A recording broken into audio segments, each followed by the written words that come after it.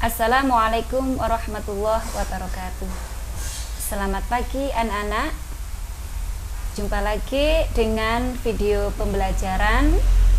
Hari ini kita akan belajar mata pelajaran tematik tema 4 subtema 2 dengan judul menggambar sketsa. Namun sebelum kita mulai, mari kita buka dengan membaca basmalah. Mudah-mudahan kalian semuanya diberikan kelancaran dan kefahaman. Baca basmalah bersama. Bismillahirrahmanirrahim. Anak-anak, apakah kalian pernah melihat gambar sketsa? Nah, di sini nanti Bu Umul akan menunjukkan contoh dari gambar sketsa. Namun sebelum itu kalian harus paham terlebih dahulu bagaimana pengertian sketsa itu sendiri. Sketsa merupakan gambar kasar bersifat sementara baik di atas kertas maupun di kanvas.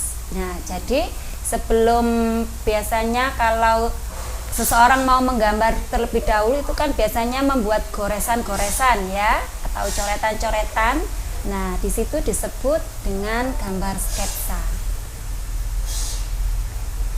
Kemudian, peralatan dalam membuat sketsa.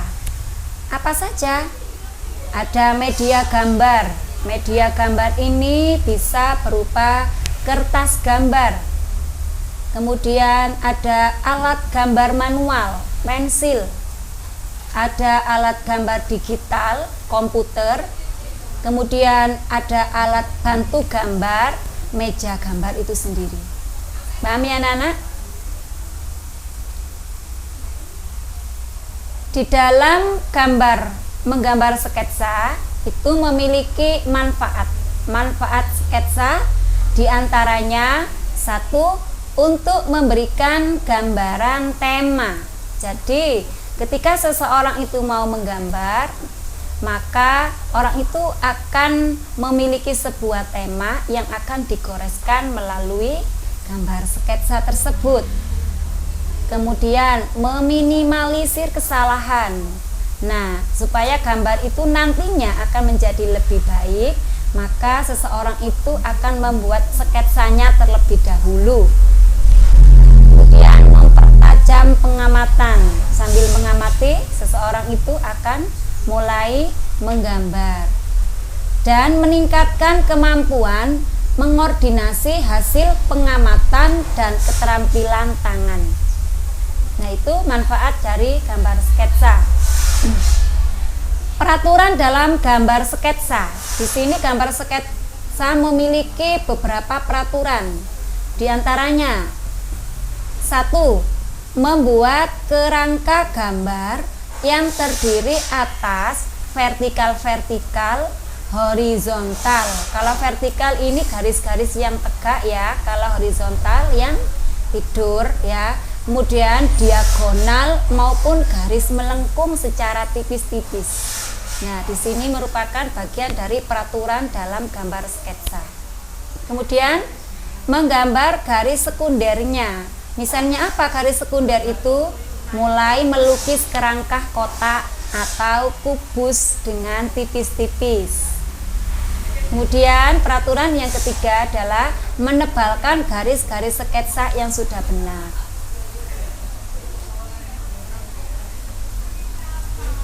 Menghargai karya seni rupa dapat dilakukan dengan cara mengapresiasi. Anak-anak masih ingat apa itu apresiasi? Apresiasi adalah suatu penilaian terhadap suatu karya seni, baik mengenali, menilai, menghargai nilai-nilai seni yang terkandung dalam seni tersebut. Kemarin sudah dijelaskan oleh Bu Umul bagaimana karya seni itu diapresiasi. Masih ingat bukan? Nah, di sini ada contoh dari sketsa gambar pemandangan. Apakah anak-anak pernah membuat sketsa seperti ini? Sketsa dibuat dengan pensil ya. Supaya nampak lebih bagus, maka sebelum menggambar seperti yang Bu Umul katakan tadi, harus membuat sketsa terlebih dahulu. Itu tadi mengenai dari menggambar sketsa. Untuk selanjutnya, di sini Bu Umul akan menerangkan lagi, masih di tematik ya, tema 4 subtema 2. Namun judulnya adalah makna sila kedua Pancasila. Apakah anak-anak sudah hafal Pancasila? Tentunya sudah, karena sudah kelas 4. Okay? Sila kedua dari Pancasila apa bunyinya? Ya betul, ketuhanan yang Maha Esa, satu. Kemudian yang kedua, kemanusiaan yang adil dan beradab. Apa kemanusiaan yang adil dan beradab itu lambangnya?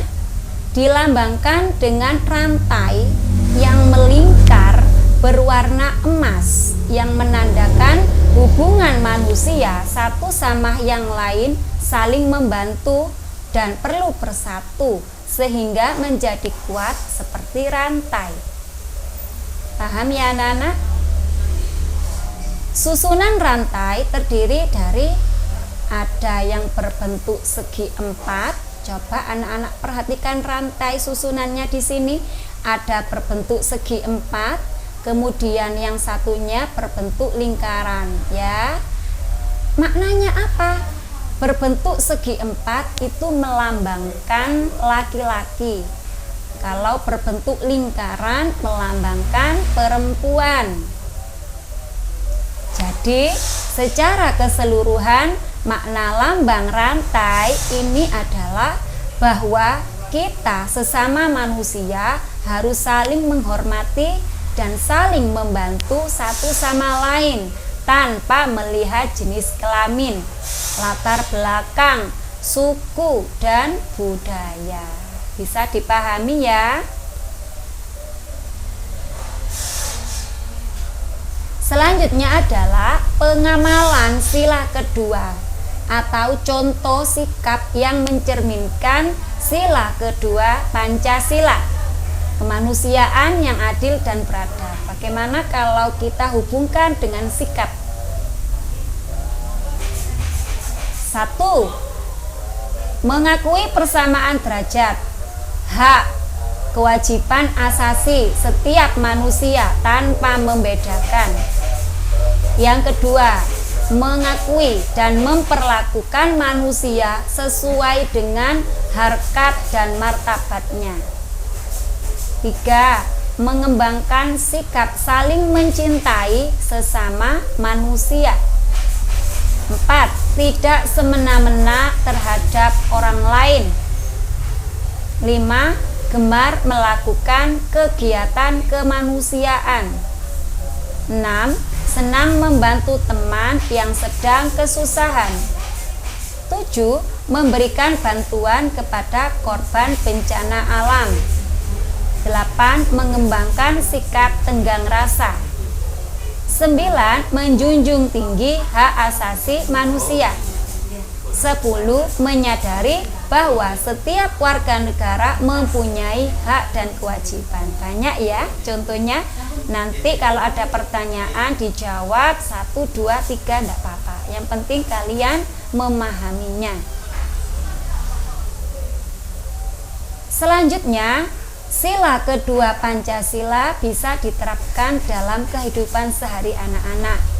Ya, jujur dan peduli, berbagi, menghargai dan tepat waktu, percaya diri dan bekerja sama, kemudian bicara bergantian dan bertanggung jawab, bermain bersama, kelas bersih dan rapi, kemudian berusaha melakukan yang terbaik. Ini yang biasanya kalian lakukan dalam pembiasaan sehari-hari.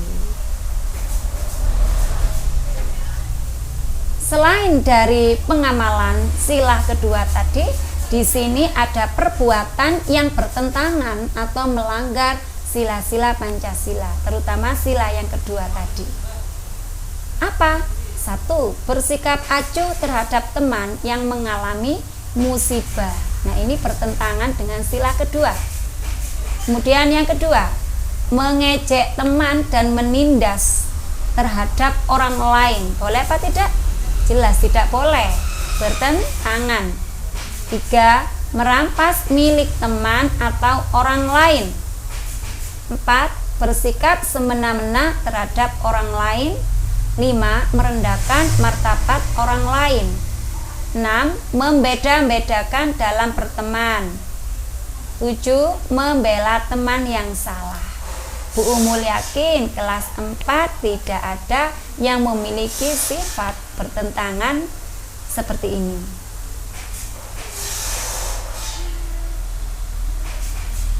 Baik anak-anak, itu tadi video pembelajaran, mudah-mudahan bermanfaat untuk kalian semuanya. Jangan lupa terus semangat belajar, jaga kesehatan. Sekian dari Bu Umul, kita ucapkan hamdalah bersama-sama. Alhamdulillahirabbil alamin. Bu Umul akhiri, wassalamualaikum warahmatullahi wabarakatuh.